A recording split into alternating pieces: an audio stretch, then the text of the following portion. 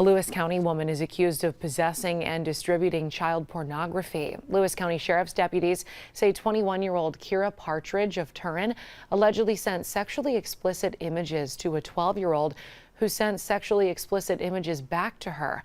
Partridge was charged with possession of a sexual performance by a child, promoting a sexual performance by a child, and endangering the welfare of a child. She was arraigned in centralized arraignment court and jailed on $500 bail or $1,000 bond.